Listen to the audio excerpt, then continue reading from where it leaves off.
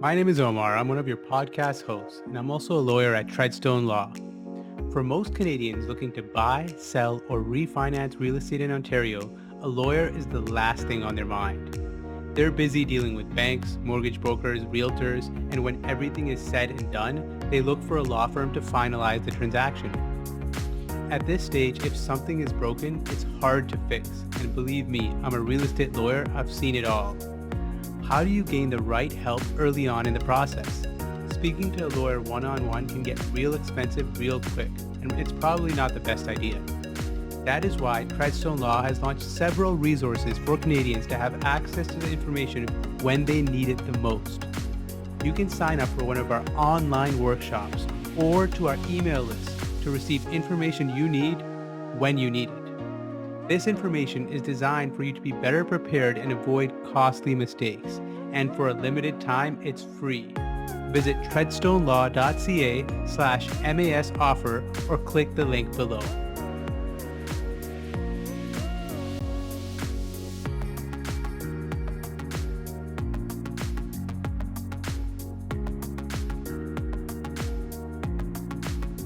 Welcome to another episode of Hustle and Grit. My name is Omar. I am your host. This is a podcast about Canadian mortgages, real estate, and entrepreneurship. Backed by popular demand, we have a special guest returning today. Greg Williamson is the Chief Revenue Officer of Lendesk, one of the biggest digital mortgage solution providers. Lendesk provides software solutions to mortgage brokers and banks to automate the mortgage experience.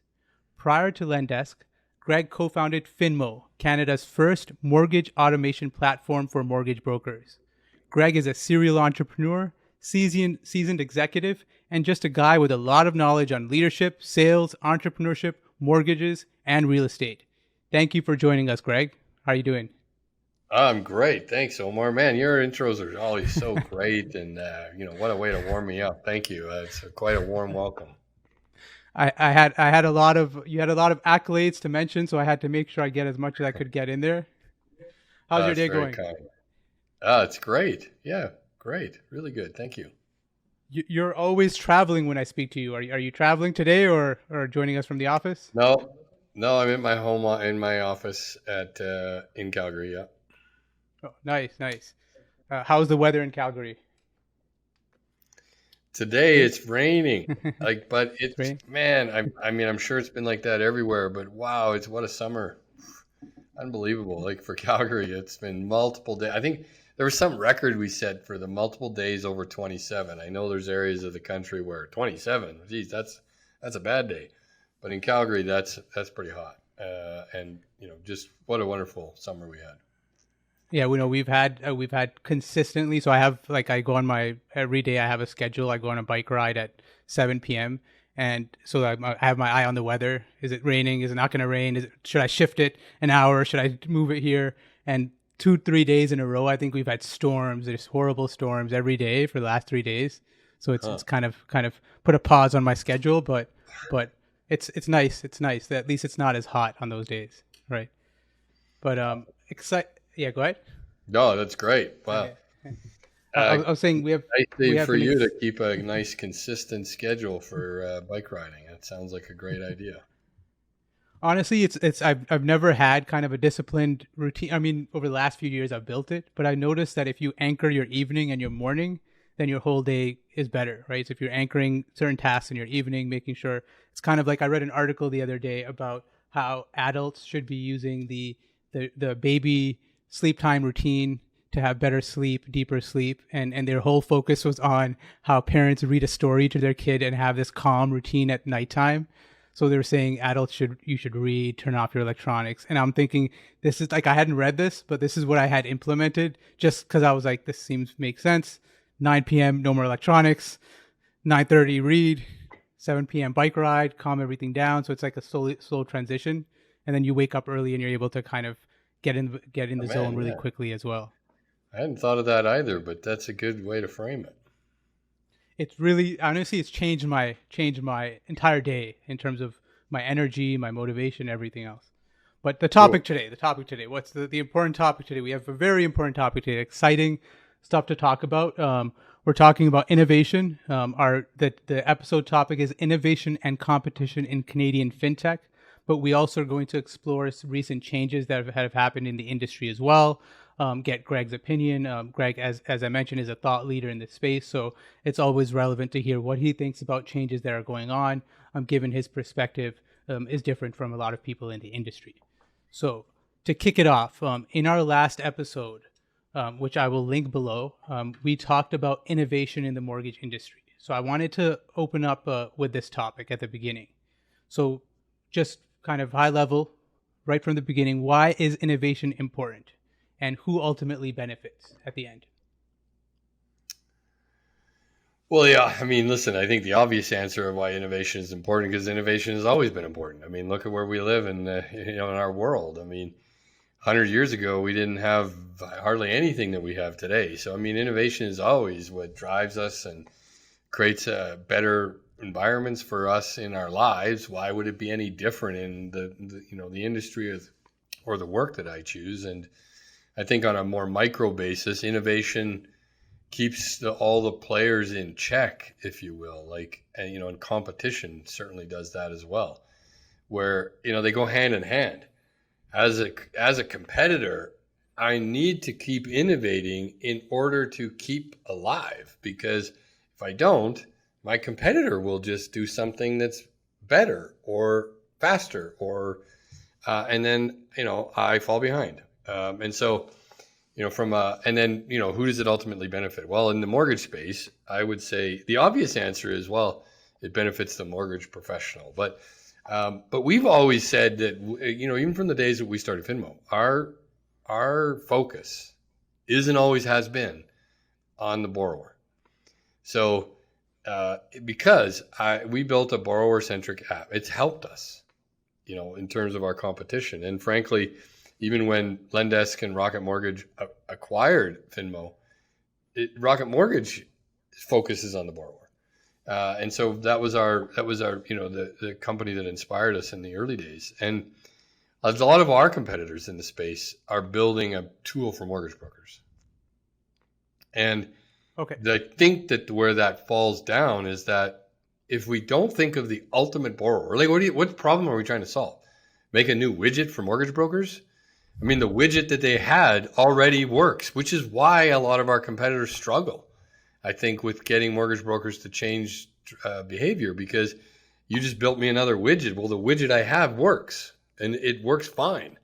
But the problem that I have is that my competitors, banks, credit unions, mortgage monoline lenders, whoever it might be, they're upping their technology game. They're upping their direct-to-consumer game. They're upping their experience for borrowers. And so if I don't, ergo what I just said at the beginning of this segment, then my competitors are doing that and I don't, I'm going to fall behind. And so the problem that I have as a mortgage broker is that I need to have a better borrower experience. I need to give my borrowers, a faster, better, calm experience in how they get a mortgage. And so that's what we focus on doing. I think you said there's one nuance to the point that you said that is so relevant, that is often overlooked, where the question was, why is innovation important? And often I find when people answer that question, or when entrepreneurs, or even let's say someone who's running a brokerage answers that question, the answer is to compete better, and they stop, right? And they think, oh, it's important because I can compete against someone else better, which you said. But then what was the part that really kind of nailed it, you were saying how you're focusing on the consumer. So you're not just competing better, but you're also making sure that the consumer, the end user, is having a better experience. And that's how you're competing better, right? It's not just compete better, right? It's compete better because I'm helping the consumer better. And I thought that was a good kind of a slight addition to that entire kind of understanding of innovation that has a huge impact on what innovation is, or why it's important. So to build on that question, so you were one of the trailblazers in innovating the Canadian mortgage space. I think Finmo was one of the first apps that really tried to automate the front end of the mortgage experience, the mortgage broker experience. We had apps before. The reason I say the first apps is I don't consider kind of legacy apps that are kind of built like Windows 95 to be that type of experience, sure. Right? So yeah. you were changing. It was a modern experience. Where do you gain your inspiration when it comes to innovation? Yeah, it's I think an easy one. Solve a real problem. And we, in the very early days of Finmo, we also used a theory. You can Google this. It's a pretty well-known theory. I think it came from Harvard, but it's jobs to be done theory. So it's, if I know what the problem is, what are all the jobs that need to be done to solve that problem? Too many people, I think, struggle when they're trying to solve a problem that the prospect doesn't even have. Or I'm creating a solution for a problem that doesn't exist. Because I think it's a problem, well, it must be a problem for everybody. That may be true, but it may also not be true. And so what I really need to do is am I solving a real problem? So in the mortgage space, particularly, I was having coffee with a colleague in the industry yesterday, and he was telling me about him. He was personally just recently got a refinanced mortgage. And he was like, he's not specifically he's a service provider to the mortgage industry, so not a mortgage professional.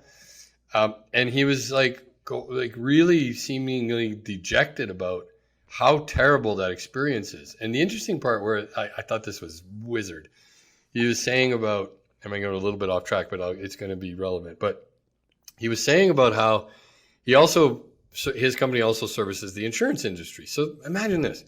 The insurance industry, so getting property and casualty insurance is specifically what I'm talking about here. The insurance industry has leaps and bounds ahead of the mortgage industry in terms of automating and simplifying the process of getting an insurance contract for my house or my car, whatever the case, but let's say house. And now the audience might say, well, yeah, of course, sure, that's easy because there's not that much risk. Wait, what? There's infinitely more risk in the property and casualty business than there is in the mortgage business. Look at the default rates in the mortgage business. Look at the fraud rates in the mortgage business. Look at all of those and compare them to the insurance business. And so if they can take a very complex, I mean, you're a lawyer, probably you've seen these, an insurance contract for a property insurance, pretty detailed, pretty big deal, pretty complicated. But I can go on any day right now on a dozen different companies in Canada, apply for and get a quote and get a contract delivered on my phone pretty instantly. But we can't even get near that in the mortgage space. And so, and aside from, I would say that the next question that's coming out of your mouth is going to be, well, why? And I tell you the reason why is that all of the parties in the insurance space, the broker, the insurance company, the underwriters, the carriers, and the consumer, were all working together to create that solution. In the mortgage space, all the players do not work well together, at least at the level that I think they should, in order to try to solve that problem. Because some of them don't care. They don't seem to have that problem. So back to my earlier thing about the problem. Insurance companies said, man, I want to get these things done and fast and get them out and get them underwritten. But mortgage companies don't. Mortgage companies aren't sitting here. Well, it's changing, not as fast as I think it should be. And it's certainly not happening in the mortgage broker space and the monoline lenders, but it is happening with main banks and FIs where they say, I do actually want to get an auto-approved, auto-adjudicated mortgage and placed and done quickly and seamlessly. That is happening. There are big banks and big companies that are innovating in that space and trying to do that. And so that's in herein lies the problem. I mean, and if we could get together and work together, we could solve that problem like the insurance industry did. Well said. I think that's a very important kind of collaboration is necessary for innovating the entire process. Very relevant, and I think Canadian fintech is I would say, I'm not maybe you know better. It's unique to Canada. This problem in the States, you don't have this problem as much, where you have not as much collaboration. Would you say that's true, or what do you think? In our in the U.S.? Yeah, in the mortgage space. Yeah, I would think absolutely. That's another great example. Good call out. Look at the innovation that's happened. The U.S. is always ahead of us in the real estate space, the mortgage space. Sure, there's bigger numbers, Okay, but that also brings on more competitors. That brings on more complexity. It brings more players into the mix. But they seem to work together to an extent of trying to solve. Now, that said, in the mortgage broker space, specifically in the US, they don't even have any type of a, centralized place like Lendesk where we have, a network of lenders that a mortgage professional can be in one place and send it to multiple different lenders with a push of a button. They don't have that. So, but there's another example in that the problem is so big, and because they're so disjointed, all the lenders in the U.S., they can't even get Interact to properly work, or credit card systems, and so, they got bigger problems in that regard. But in terms of the consumer experience, I think they are winning, and they do. I think they are ahead of us in terms of innovation on that. So I guess a related point. So you mentioned Lendesk offering this unique solution to connect to all these lenders, and then you have the layer of Finmo that's allowing brokers to automate a lot of tasks and really create that 1 minute mortgage experience. And so Canadian fintech generally in the last few years has exploded. Major inroads made by Finmo, Lendesk, and then also in other sectors like Wealthsimple in the online investment space. When it comes to innovation in the mortgage space, is there a long road ahead? Is there a lot left to be done? Yes. When we started Finmo, we set a lofty goal and vision of the mortgage in minutes. We said, how can I create it such that we were just going to create the front end piece. There was a lot that needed to be other people involved. Like, there's a coaching theory and sort of just a life theory that if, I want to play a bigger game, I want to level up my life, or I want to, level up my business and have a bigger vision. It's what you guys are doing at Treadstone. It's like, there's one thing to come up with this big game, this big thing I want to do. But here's the secret. The ones that really are impactful are when it requires me to enroll other people in my possibility. I need other people to help me. Then it's a big enough game that will create an impact in a space. So for example, like, there's just too many people in our space that just want to do it themselves. I don't want to collaborate. I don't want to get help. I don't want to work together. Canadian banks, I think, are starting to come around, but they're the only, I think, generally speaking, probably the only banks in the world who think they're also technology companies. Every other, you look at the US, every other bank, big major places, we do one thing well. We do banking and all of the things that are surround banking, wealth and all that stuff. But what we don't do is try to figure out how to be a technology company. We go to the experts. We go find all the people and integrate those things into our systems. Canadian banks, how many of them? I could list them all. How many of them have tried to come up with some kind of a front-end mortgage experience, fail? And how much money do they spend to do it? Ridiculous amounts of money. Tons. And so why does that happen? Because they just thought I could do it myself. Why did they even think that? Why? They would have been so much faster. So, banks, like Canadian banks, have so much money too because we're so centralized. Man, we could have had a minute, mortgage in minutes 5 years ago if they would have just stopped trying to figure it out themselves and just use, help young startups that are smarter and faster and more nimble do it for them. But I digress. They're getting better at that now. But that's the big problem. And then you have the monoline lenders in Canada. Well, they, who's working together? Like, what's the common theme that we're all trying to solve? Because nobody's really sitting down and saying, here's what we're all trying to solve. Again, the insurance industry, they all agreed, we want a better experience for the borrower and we want to do this quick and easy and save money and make more profits. But, that's... So it all goes back to collaboration. Yeah, well, collaboration, right? Or at least are we solving the same problem? And so I started that question with, it's going to take a long time. Because I'm not sure I see any inroads in that collaboration actually happening. In fact, it's going the opposite direction in a lot of cases. Even just think of it in our space, like, the POS providers. Very little collaboration. Philogix works with everybody. Kudos to them. They always have been. But They just opened up their market. I'm not sure we actually collaborate and try to solve something together. That's not happening.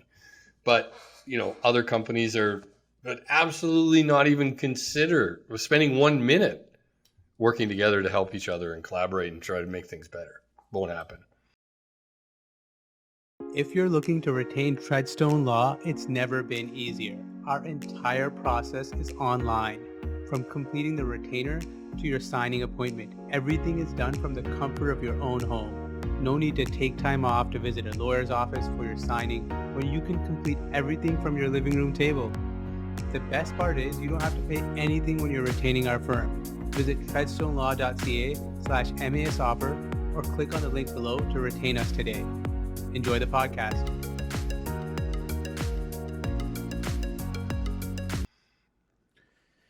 Great segue to one of the main reasons I wanted to have this discussion today, to get your opinion on the recent events. A lot of things have been happening recently. So for those of you who don't know, DLC recently announced that they're severing ties with Filogix.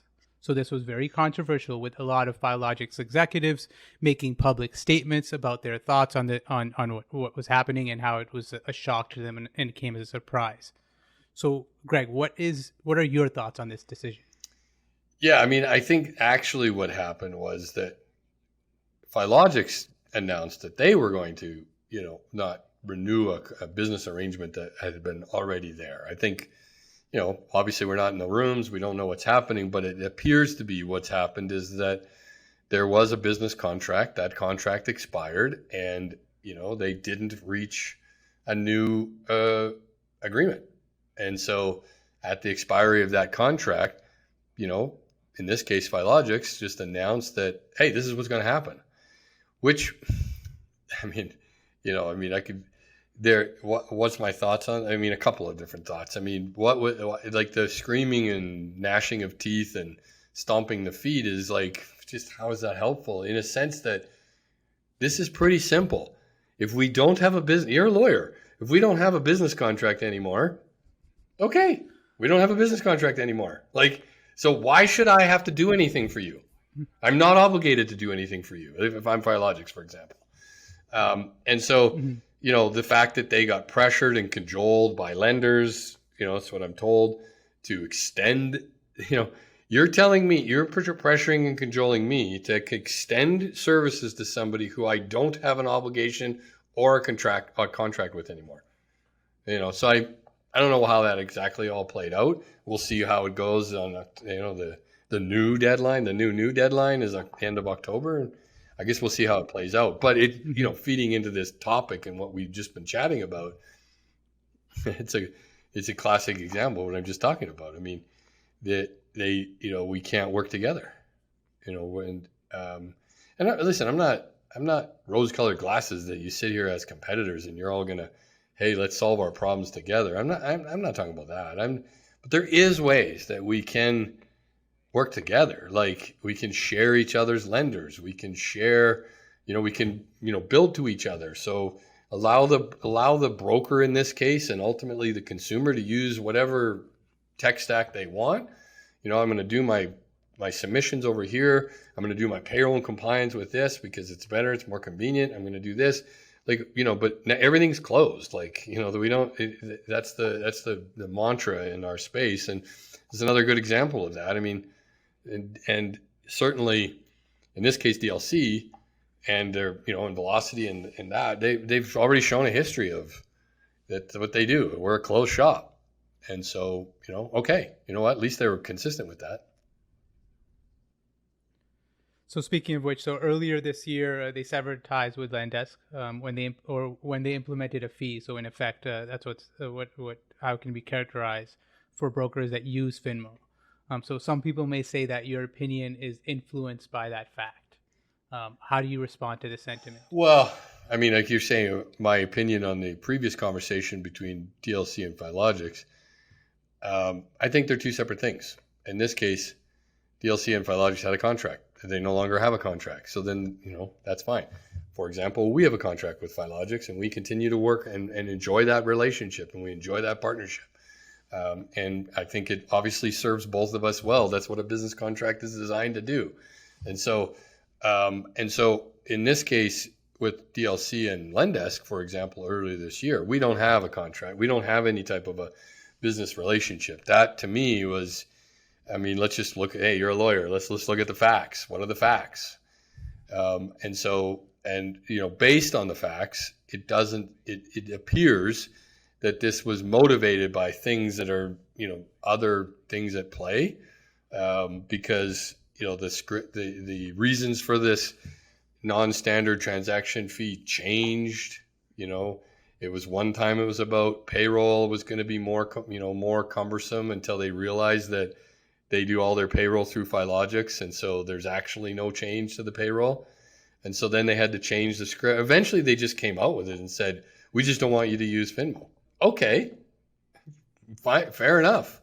That's your right as a business. But to then, instead of just saying that and, now to slap this fee on to put my people, to make them forced compliance on that.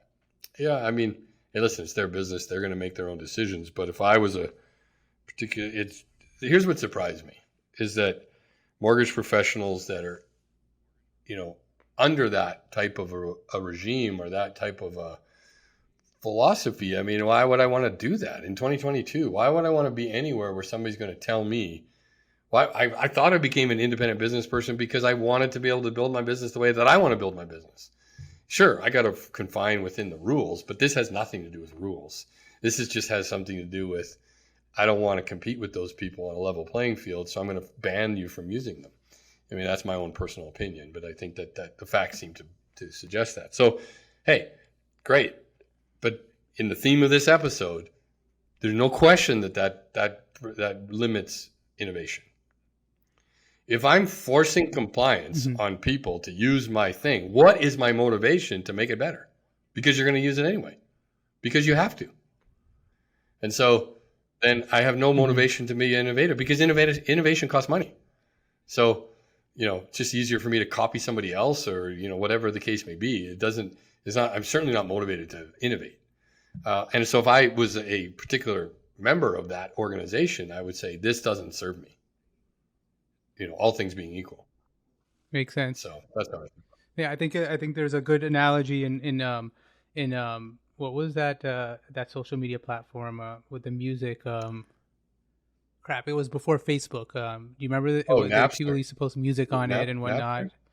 Napster? Not Napster. It was I forget the name. If anyone knows, drop it in the comments. It was it was popular back in the day. It was super popular. People would post music on their timelines. It was before Facebook, and it was the number one social media platform. And then overnight, it just, because they didn't innovate, because their whole philosophy was we're the biggest, we'll always be the biggest, they disappeared.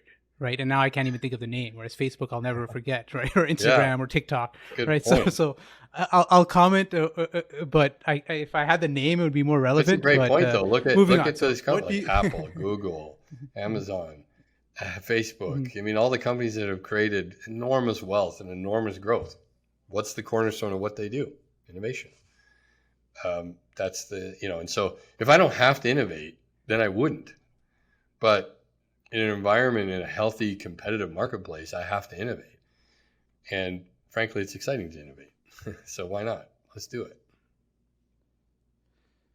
So when it comes to DLC's decision to add this fee, what was Lendesk's response to this? So if any, did you guys have a response? We had learned from a previous, dust up that we had that just our efforts were better focused on the things that we can control and the markets that we can be in. And so, listen, I mean, if people, it's not our fight to have. I mean, this wasn't a fee levied on, we took the position of this isn't a fee levied on us, or it's not, it's you, the person who works in that organization, that you're the one that's being, penalized, if you will. And so, listen, the market, the rest of the market is large enough for us, and we're happy with it, and we're making amazing inroads in the space outside the mortgage broker business. And frankly, it was probably, I wouldn't say helpful, but I would say that, hey, adversity breeds action, which breeds results. And so, we focused on the things the markets that we could get without having to, run as fast as we can head first into a brick wall. Like it just, go do things that are going to make, build our business as opposed to focusing on our competitor. Okay. So when it comes to, mortgage brokers themselves, practically speaking, would you say, what advice would you have for just individuals thinking about how they should respond to these events? All these things going on. If I'm a broker owner, I've signed a pretty, I've signed a firm contract with the LC. That's pretty difficult to wiggle around. But if I'm an agent of a particular firm, I don't have a contract with the LC or otherwise, or any firm, doesn't matter. You don't have to necessarily focus on them. And so here's what I know to be true. We touched on this earlier. Like the Canadian banks are coming alive and they're figuring it out. And there's third-party providers that are helping them and credit unions and, the people that maybe fell a little bit behind, particularly during the pandemic, and they're going to get better. And they are going to innovate at a lightning speed. They figured out, what happened? From start of the pandemic to the end of the pandemic, huge growth in the mortgage space. Guess who grabbed 25% market share? Mortgage brokers. Why? Because mortgage brokers had the technology right at their fingertips, ready to go to be able to provide that service when the banks had to shut their doors. And the banks they didn't have anything. And banks in general, like they just weren't up to speed, let's say. The things they thought they could build were put under pressure and bailed. And so now they don't say, these guys, it's not like they're a bunch of dumb people that work over there, and it's not like they don't have bags of money. They're fixing the problem, and they're going to get better. And so if I'm sitting at a place that is not innovating, is forcing, is like, this just doesn't stuff for 2022. And then I ought to consider looking to places, and there's many of them in the Canadian mortgage broker space, particularly, of open shops. You can use any technology you want. They'll tell you right in their contracts. So run your business the way you want, run the things that you want to do. Now, here's some technology that we've done, and we think you should take a look at it. And, it might include Finmo, and it would, connected to a CRM.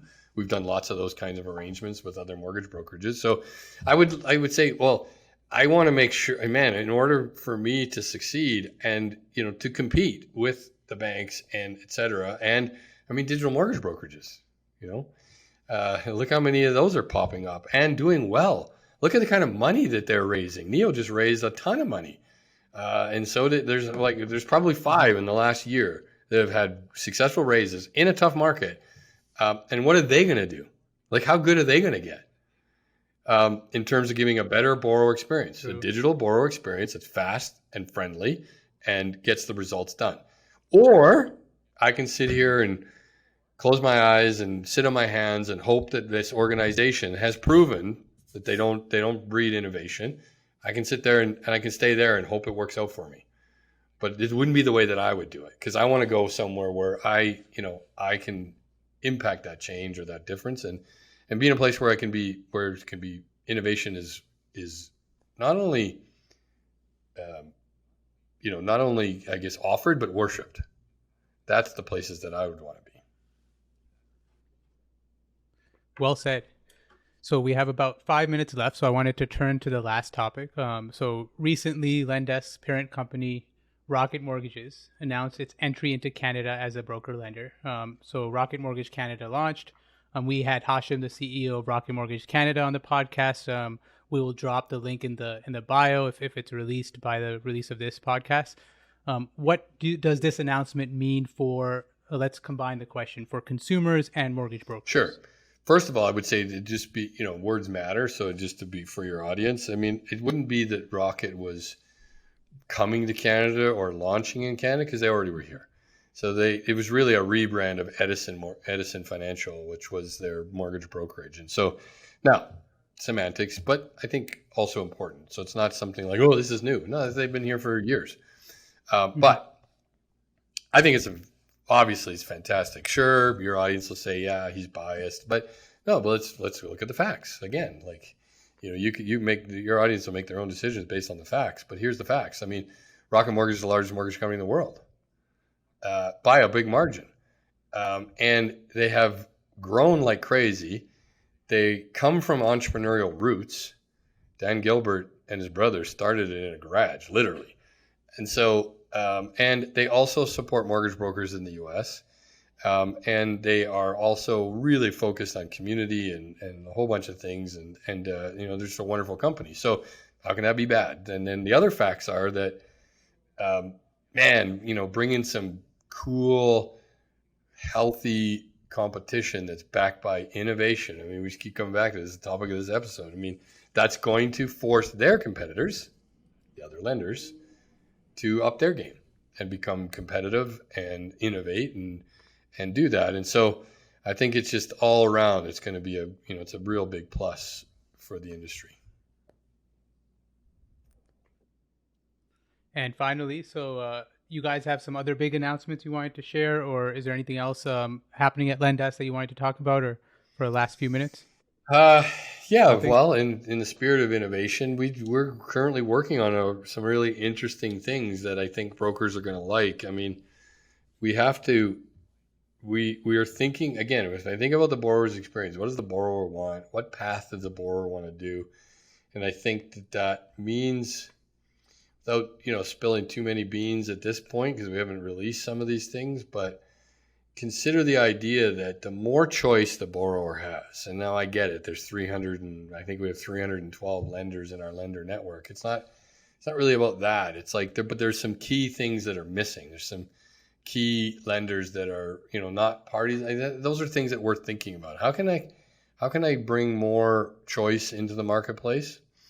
And also, I would say that the other things that we think a lot about is, how can we help mortgage brokers compete with what I said earlier, the wave that's coming, the digital mortgage brokerages that have raised tens and hundreds of millions of dollars, and the banks who are going to focus on one thing.